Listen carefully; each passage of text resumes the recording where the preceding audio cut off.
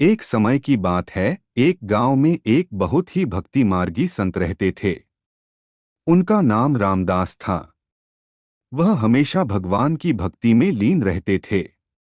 एक दिन गांव के लोगों ने उनसे पूछा, रामदास जी, भगवान कहाँ होते हैं? रामदास ने उन्हें कहा, भगवान हमारे हृदय में होते हैं। लोग थोड़े हैरान थे, लेकिन रामदास ने उन्हें एक उदाहरण दिया। वे एक बड़े पेड़ के नीचे चले गए और एक पत्थर को उठाकर कहा, यहाँ पर भगवान होते हैं। लोगों ने हैरानी से पूछा, कैसे? रामदास ने कहा, क्योंकि हर जगह भगवान की उपस्थिति होती है।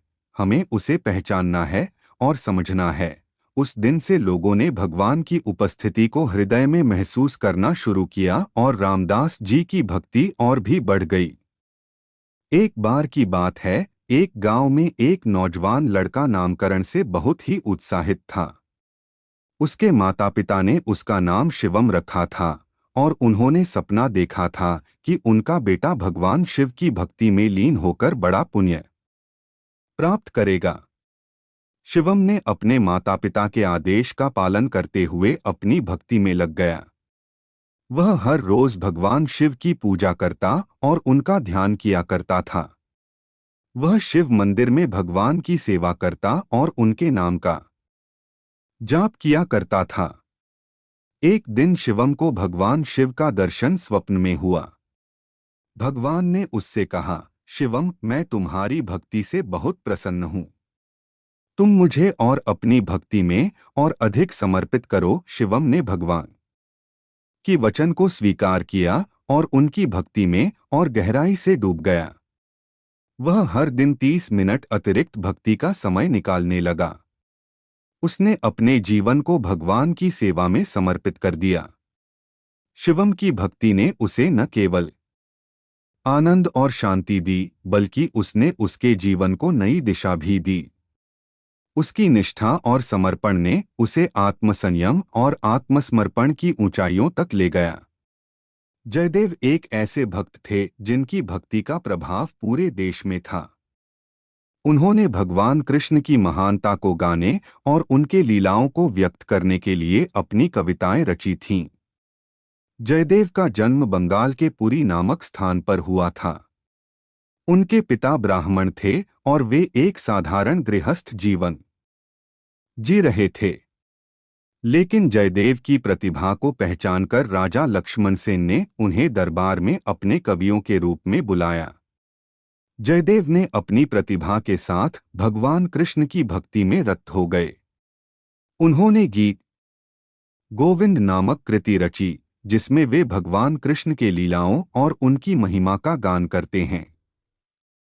एक बार जब जयदेव भगवान कृष्ण के मंदिर में भक्ति कर रहे थे, तो उन्हें एक पंडित ने उनकी प्रतिभा को देखकर उन्हें घृणा की नजर से देखा। पंडित ने जयदेव को बड़े अपमानित किया और उन्हें मंदिर से बाहर निकाल दिया। जयदेव ने इस पर क्रोधित नहीं होकर शांति बनाए रखी और अपने श्रद्धा और समर्पण के साथ कविताएं गाते रहे। उनकी निष्ठा ने उन्हें भगवान कृष्ण के आदर्श के प्रति और भी अधिक प्रेरित किया। क्रमशः जयदेव की कविताएं लोकप्रिय हो गईं और उनके भक्ति गीत लोगों के दिलों में उत्साह और आनंद भरने लगे। आज भी गीत गोविंद उनके महान काव्य के रूप में लोकप्रिय हैं और लोग उनकी भक्ति की प्रेरणा से लाभान्वित होते हैं। जयदेव की कहानी हमें यह शिक्षा देती है कि भक्ति में समर्पण और स्थिरता से ही हम अपने लक्ष्य को प्राप्त कर सकते हैं, चाहे दुनिया हमारी कितना भी विरोध क्यों न करे। एक समय की बात है। एक गांव में एक युवक नामकरण साक्षात्कार के लिए जाने की तैयारी कर रहा था। उसका नाम राजू था। उसके परिवार में बहुत समाज सेवक और धार्मिक लोग थे। राजू का सपना था कि वह भगवान की भक्ति में समर्पित होकर लोगों की सेवा करें। एक दिन राजू को भगवान कृष्ण की भक्ति के लिए एक अद्भुत साधु मिला। साधु ने राजू को बताया कि सच्ची भक्ति का मतलब सेवा है। उसने राजू को कहा कि वह हर रोज कम से कम एक अद्भुत कार्य करें जो किसी की मदद के लिए हो। राजू ने साधु की सीख को अपनाया और हर दिन किसी न किसी की सेवा की। वह गरीबों की मदद करता, बूढ़े और असहाय लोगों की देखभाल करता और जानवरों की भी सेवा करता था। एक दिन गांव में एक बड़ी आपत्ति आई। बाढ़ ने गांव को ध्वस्त कर दिया। लोग परेशान थे और सहायता के लिए बेकरार थे, लेकिन कोई भी सहायता के लिए उनकी शुरुआत नहीं कर रहा था। राजू ने अपनी भक्ति और सेवा भावना से उनकी मदद की। उसने अपने साथ लोगों को मोटर नाव में सुरक्षित स्थान पर ले जाने में मदद की।